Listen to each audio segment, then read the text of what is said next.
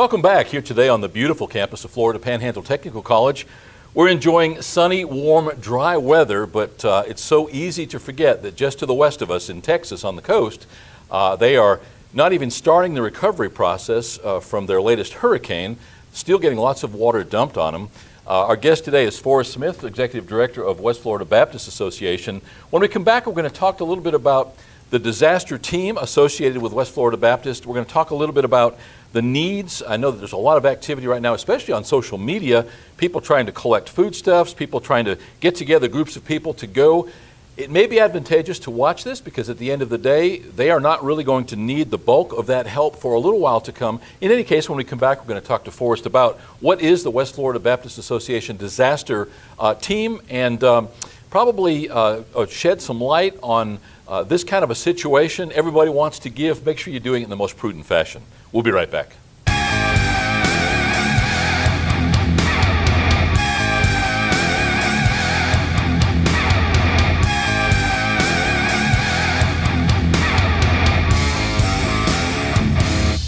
Welcome back. As mentioned, our guest today is Forrest Smith. We had talked for a while now about you coming on. We had scheduled you to come on about Mike Hagan's strength team, and they're going to be here in another week and a half or so. But when you came, I said, hey, listen, let's talk a little bit about what we're experiencing with that hurricane that is still a tropical storm. I think it still may be technically a hurricane right now hovering on the Texas coast. So thanks for being here today, first of all. Thank you for having me. You are the Executive Director of the West Florida Baptist Association, is that correct? Well, it's gone through a number of different titles, Associational Missionary, Director of Missions, but I just like to look at myself as a missionary for the local Southern Baptist churches in the county. But for many purposes, you are the face of the organization today. Yes. Yeah. So whatever you want to call it. That's right. Sometimes the buck stops here. That's right. For good or for bad. Right.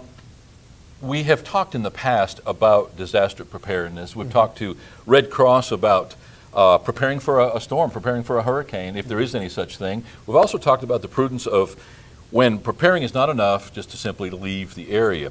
Right now, we're looking at what's happening in Texas. As we discussed in the pre-show, we knew for a couple of weeks that front, that weather event was going to happen somewhere in that area. They've gotten pretty darn good at predicting that stuff. Right.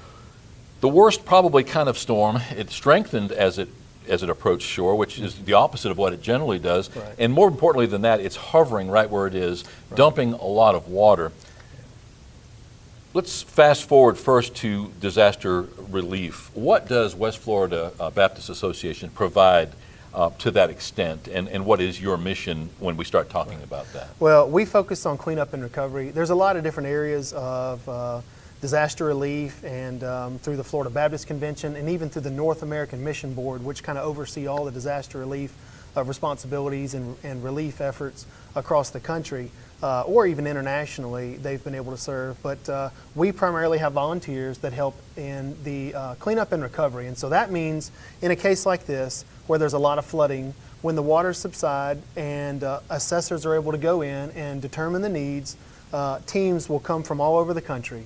And they will go out there and be assigned a number of different houses, and they'll go in and they will tear out everything that's been wet and beginning to mold and those kind of things. And so it's getting all of that, those items, furniture, carpeting, flooring, sheetrock, it's getting all of that nasty stuff, and it is nasty, getting all of it out and getting that first step of relief back into them so they can begin to have an idea of what's their next step of coming in and kind of fixing and repairing their home.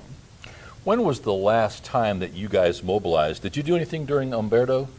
About a year ago? Well, yes, a number of different volunteers across the 18 different churches, and so we've got a few different what they call blue hats, or guys that are on that team that'll be the leader. The buck stops with them.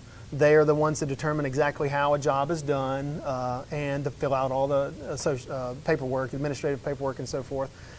So we've had really across the state of Florida with Matthew last year, hurricane came through, a number of different disasters that come up across the southeast really, or maybe even nationwide. We've been able to go and respond. We may have a 2-person team, we may have a team of 10. They may go for a few days, they may go for a week at a time. But we are very fortunate to have a number of volunteers, and we've had more that have gone through training that's held annually by the Florida Baptist Convention. They've gone through that this past spring, and so we're hoping that those new volunteers will choose to get involved. Yeah, and I misspoke. It was Matthew, not Umberto. Right. We were actually in Washington, D.C. with our son Matthew getting married and had to go through the Carolinas as everyone was evacuating. And then on the way back, they were all coming back after the evacuation, after the storm had passed. So we traveled at the worst possible time.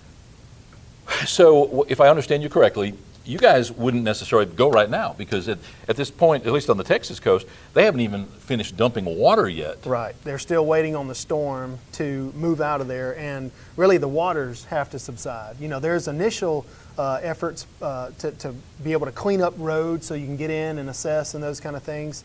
So there are a few disaster relief volunteers that are there for those purposes, but we're essentially on standby, and we're waiting for the Texas Disaster Relief state organization to make a call out, and they will call certain states. They may have a call out for all states that have a disaster relief unit through the Florida or through the Southern Baptist Convention or the North American Mission Board, and they actually will give that call out, and then we'll bring the teams together and get all the equipment ready, and then head on out there. Now, are you old enough or were involved early enough to be involved in the Katrina effort in New Orleans? Well, not through our disaster relief at the Baptist Association here, but I did go to Mississippi and help with some local people that had relatives there. And I've never seen our area look like a bomb went off. But that's what it looks like after a devastating hurricane, where the flooding just picks up a huge 5,000 square foot home off its foundation and moves it out into the Gulf. We saw those. It's breathtaking, and I know that we're already seeing those shots of devastation from the Houston area and out in Texas, and it's just going to get worse as far as the destruction goes. As long as it's been, there are still blue roofs in New Orleans. Obviously, some of those areas they've just written off, they've just cordoned them off. They're a health hazard, and eventually, when funding is available, they'll just simply raise those buildings, right, and they'll just become empty properties. Black mold, lots of health-related issues, endemic when you have those kinds of conditions. Did you know that Red Cross is still in New Orleans cooking hot meals for people? That's good. It is good, but on the same hand, why, after this many years? 12 years later, you would think we'd be able to have fixed or helped in relief regards to the point where they're not needed any longer. But we should learn from each of our disaster responses, and hopefully the cleanup and the getting life in Houston and the Texas area back to normalcy. Hopefully it won't take us 12 years. But we'll just have to, pray and have people respond and go out and just do the best that we can in helping them get back to life as normal. Yeah, it kind of goes back to that give a man a fish, you feed him for a day analogy that, at some point, are we falling short on the educational part? We're helping people when they're in need, but is there a longer term educational, I know that that's almost social engineering, right, when it comes to that. The Witt family were recently our guests. We're here on the show, and we sort of had that conversation where at some point, but then again, I, for one, am very vocal about the fact that that's not the government's position. You, on the other hand, you're able to share testimony and help people, hopefully with that longer term effect that these people grow in God, but as importantly, grow in common sense or better educated about what to do the next time they face a storm that's impending. Exactly. Yeah, and that's really what you want to do in any area of ministry. First and foremost, you want to meet whatever physical need that they have, so that you, in a sense, kind of earn that trust. You take that equation, if it's hunger, if it's a situation where you can help them get their house to the next step after a disaster, but you want to try to help take care of that immediate need, so that then those fears and worries from that homeowner or for that individual are taken away, and then you have that open door to be able to share why you're doing this, and then through just giving your testimony, sharing the good news about how Jesus Christ offers salvation to all those who will call on His name. That can begin that process of them beginning to heal, and as well as, hopefully a long-term relationship. Whether you're there for a short period of time, you connect them to a local church or connect them to a body that will help them kind of get their life, get their things in order so that they're not in this devastation situation come, that next storm, whether it be a literal storm or a figurative storm in their life. Both equally devastating, potentially. Exactly. We work very closely with the Red Cross. I was on the board of directors for a period of time. Bob Pierce, formerly the executive director from the Panhandle chapter of the American Red Cross, up here many times as our guest, talking about hurricane preparedness, talking about what it is that they do. Mm-hmm. And when you have a house fire, when you have a hurricane, when you have some kind of personal tragedy, it's the worst single day in your life. Mm-hmm. And when you see those Red Cross show up, much like West Florida Baptist Association disaster team, you have that glimmer of hope. You mm-hmm. have that, and you're at your most vulnerable in a good and a bad way. Yeah. So I can see where the opportunity at that point, from a religious point of view, from a spiritual point of view, is huge. Yeah. Well, and I remember when we went to South Carolina after the flooding that took place there, we had one new volunteer with us who had not done the work before, but she was able to sit there with an elderly woman and just piece through the things that woman wanted to save. Most of it had been damaged to some degree by flooding. And so just to have someone there to kind of cry on her shoulder, to be there and to kind of, it made the situation not seem so overwhelming. And that homeowner was incredibly grateful. And she asked us, why are you here doing this? Because I can't, I'm not paying you. I don't have anything to give you. And, and that's that open door that you want with an individual. And what a great educational experience for that volunteer as well as that yeah. homeowner. Right now, as I started off by saying, social media is flooded with people saying, hey, they need diapers, they need money, they need canned goods, they need non-perishables. If somebody, first of all, wants to get involved with your effort, which, as you point out, will not happen for some time, right.